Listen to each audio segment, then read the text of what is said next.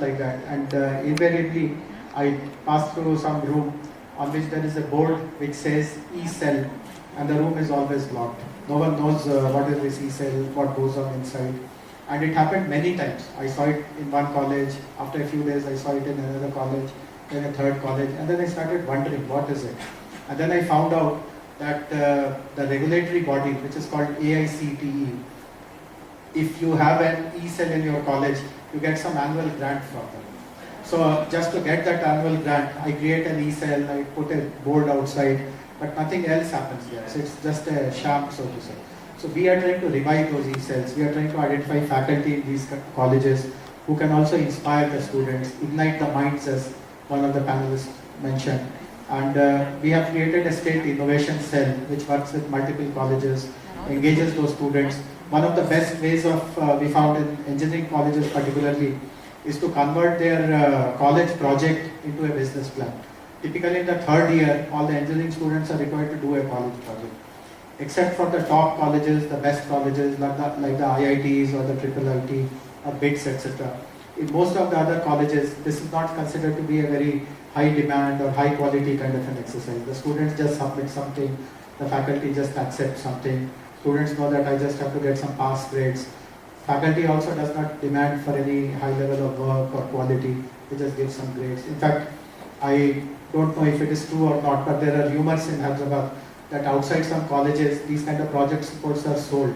You pay some money to get a project report, you change your name and submit it. So, I mean, it's absolutely kind of farcical.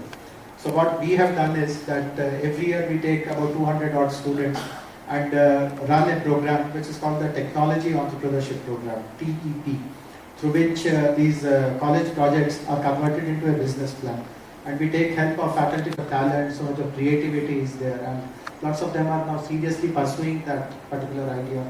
And this is, I guess, a very good way of stoking creativity, imagination, igniting minds, and preparing a whole bunch of students to become entrepreneurs, to become job creators rather than job seekers. So, as I said, employability is definitely a very big issue the world over, particularly in India.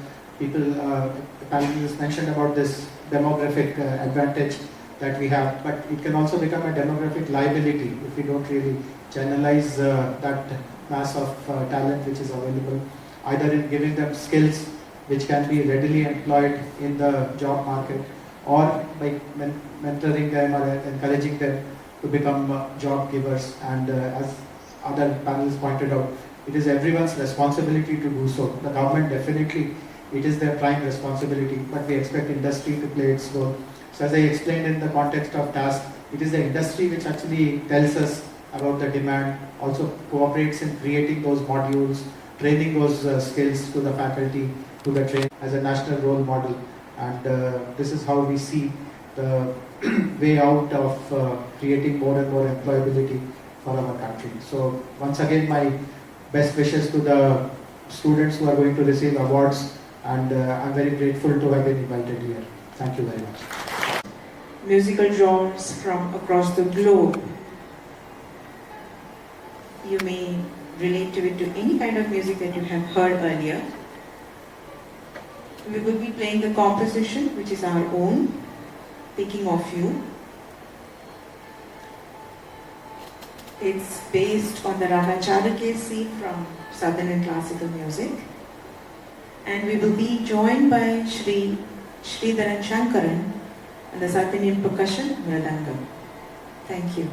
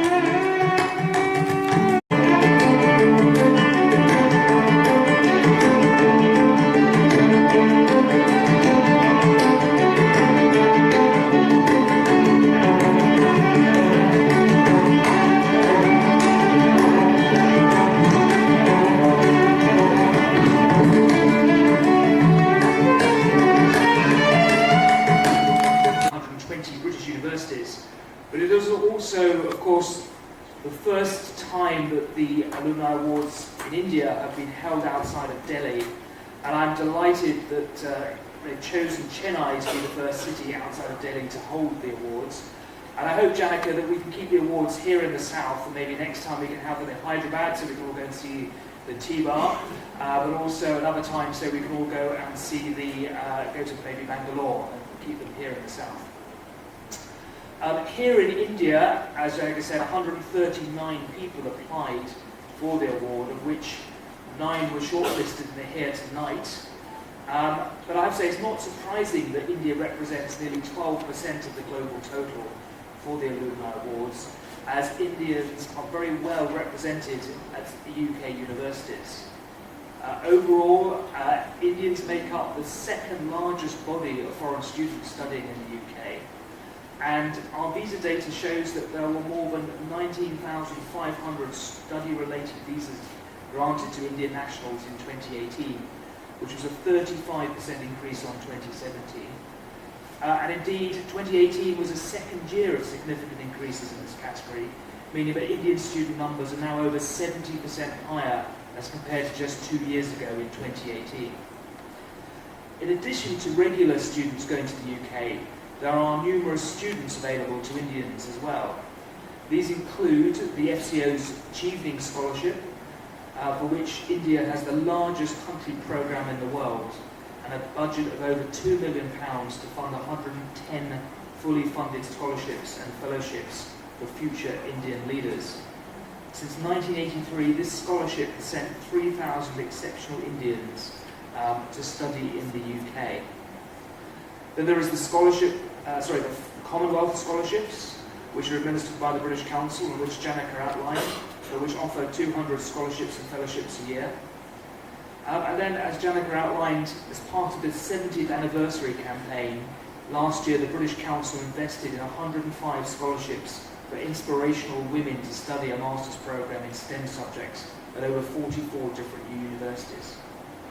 And then we also have the Great Education Scholarships, which offered 197 scholarships to Indian students for the 2017 academic year, with 29 in undergraduate courses and 169 in postgraduate courses.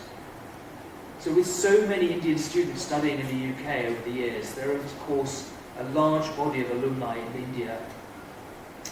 Chennai hosts at least 6 alumni groups, including those for the universities of Warwick, Leeds, Glasgow, St Andrews, as well as LSE and Strathclyde. Now, there are very many good reasons why so many Indians study in the UK and choose to go there rather than other places. For a start, UK universities consistently rank among the best in the world, and qualifications from them are internationally valued and recognised. The UK hosts 4 of the world's top 10 universities: Cambridge, Oxford, University College London and Imperial College London, according to the QS World Rankings in 2018. Indeed, the UK has 9 of the world's top 50 universities, more than any other country except the United States. And I can't help but mention that the rest of the European Union only has 1 in the top 50, which may be one of the reasons that they're so cross with Britain for leaving the EU. However, I would also like to emphasise that this excellence in the university sector lies not of top 100 global universities, also includes many from across the United Kingdom. Overall, 91% of international students across all levels of study report that they are satisfied with their UK experience. And UK institutions also offer flexibility of choice and enable students to blend academic and vocational courses of their choice. UK degrees can be tailored to specific interests and often include specialised module. I would also like to underline that the UK is also a top country for research. Although the UK has only 0.9% of the global population, the UK delivers over 4% of researchers, more than 3% of research and development spending, 2.5% of global patents, nearly 12% of citations, nearly 16% of the most cited articles, and more than 80 Nobel Prizes. And again, as Janika noted, 38% of Nobel laureates who have studied at universities abroad studied in the UK, more than any other country. And the UK is working to deepen research and development ties with India in various areas. These include via the Newton Baba Fund, which builds research and innovation partnerships with 17 partner countries to support economic development and social welfare, and to develop research and innovation capacity. Our Newton Baba partnerships facilitate research and innovation between the UK and India, with dedicated funding on the UK side, matched by Indian partners.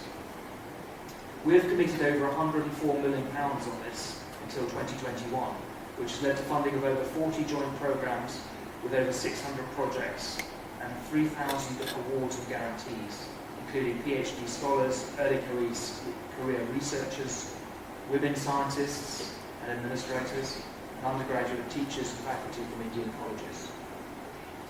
Then we also have UKIRI, which is a multi-government department programme that aims to improve education linked to promote internationalism of higher education institutions in the UK and India, leading to institutional and individual excellence in education, practices, research and employability. This programme has brought together about 94 different research partnerships and 7 skills partnerships between the UK and Indian institutions, engaging approximately 5,600 stakeholders. And then on top of this, we also have our Science Innovation Network, which supports UK-India research by building government-to-government collaborations and linking people and business to opportunities. This network is engaging with India in areas of strategic importance to both countries. These areas include digital and advanced manufacturing, health, oceans and agriculture. These contribute to our overall contribution on education and research, as well as the Impact Award acknowledges alumni who have made an exceptional contribution to social change and improving lives. The 3 finalists are Stevens College, University of Delhi. Anshu has several years' experience working at Johnson & Johnson and Karl Storz, among others. He has led Vision Spring in India since 2013 and has grown its impact 7-fold. Anshu is a fellow of the Aspire Circle, a forum for promoting enlightened social leadership. In 2017, he was recognized as an outstanding alumnus for using his career to create high impact and effect positive change. Rupal Ganesh Kulkarni, the London School of Economics and Political Science. Rupal Kulkarni is the CEO of Shram Sarati, which works on financial inclusion of highly vulnerable migrant labourers in India. Her work involves designing and delivering services to improve labourers' well-being. Rupal has 10 years development experience and has lived and worked among tribal communities in rural parts of Rajasthan. She was an HSBC scholar at the London School of Economics and is part of a distinguished cohort of social entrepreneurs at the INSEAD Social Entrepreneurship Programme. She has been featured globally by UN Women's #SheInnovates campaign and has been awarded the VV Lead Fellowship in 2017 and the ICICI Fellowship in 2012. Harsh A. Poddar, University of Oxford. Harsh A. Poddar is an officer of the Indian Police Service. An Oxford-educated lawyer and chiefling scholar, he is currently the Deputy Commissioner of Police in Nagpur. A recipient of the Best Officer Award and the Home Minister's Award for National Integration, he works to change the perception of citizens towards the police. His work focuses on youth empowerment and de-radicalization. The Maharashtra Police Youth Parliament project, conceptualized by him, led to the formation of an army of 42,000 inspired youngsters to fight crime and terror. He also launched UDAN, which provides free career advice to students in semi-urban areas. The Social Impact Awards night is Rupal Ganesh.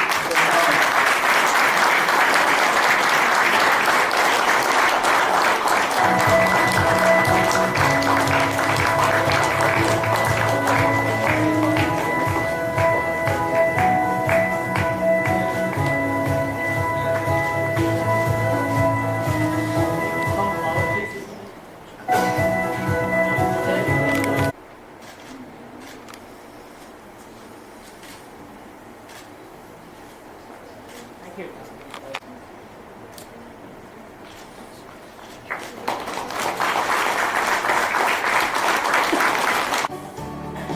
Dr. Johnson Jament, University of Northampton. An experienced lecturer with numerous publications to his name, Dr. Johnson Jament has participated in projects encompassing mental health, higher education and inclusion research.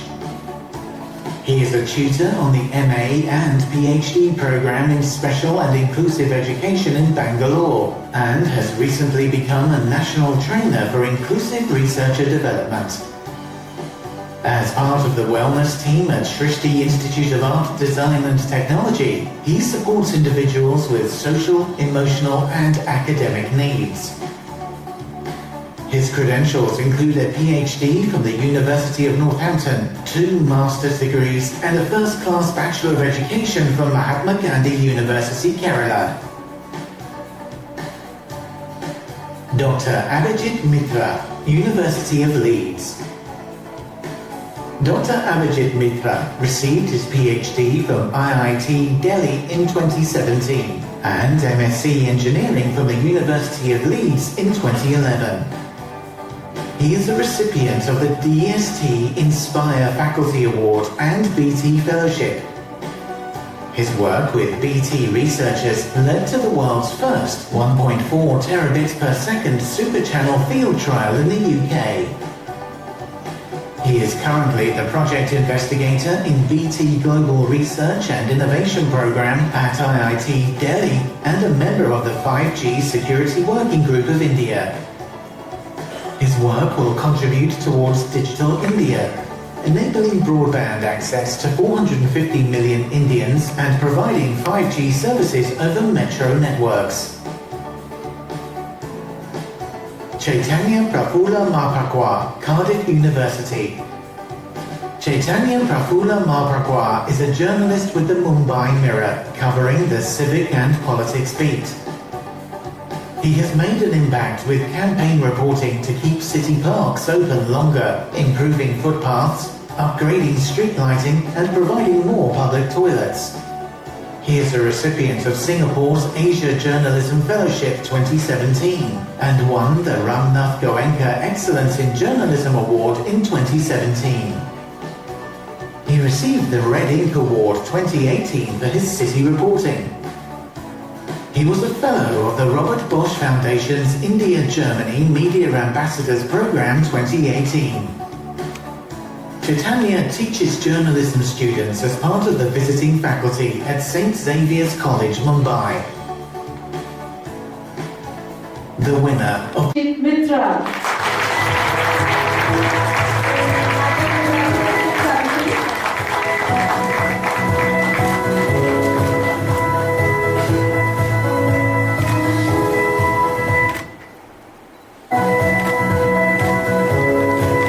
The other 2 finalists.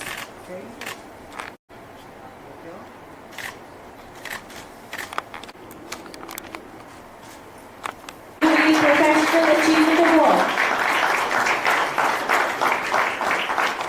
and India and the Director of Research and Development at Wells University, Chennai. He has contributed to several government and international projects and over 50 publications, and has won several awards nationally and globally. Along with his team, Arun has provided skills development training in emerging technologies to over 15,000 students in the UAE and India. He takes great pride in pro bono training of over 3,000 school students on the basics of electronics.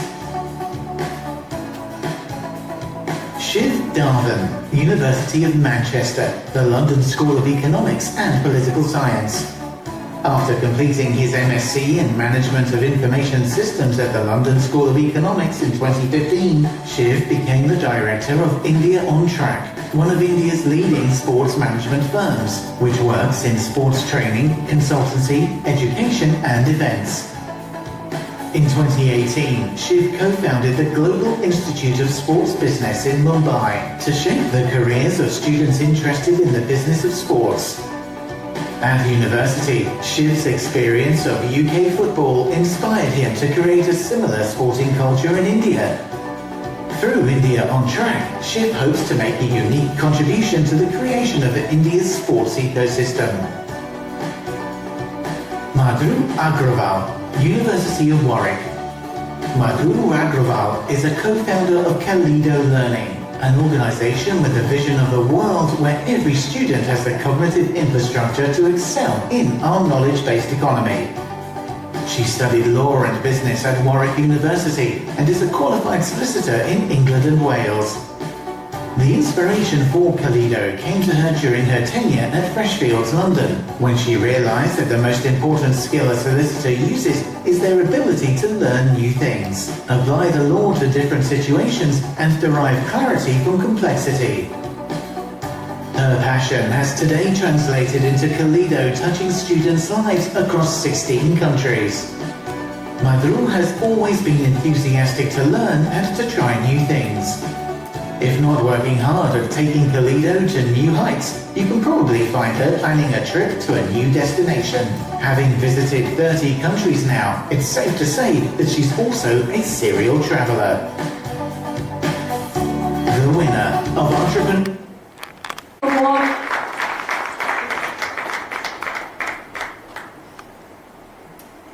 Okay, ladies and gentlemen, the winner of the Entrepreneur Award tonight is Shiv.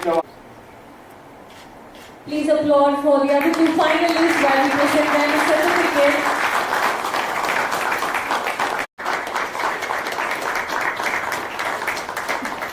Thank you. May I request all the winners and finalists.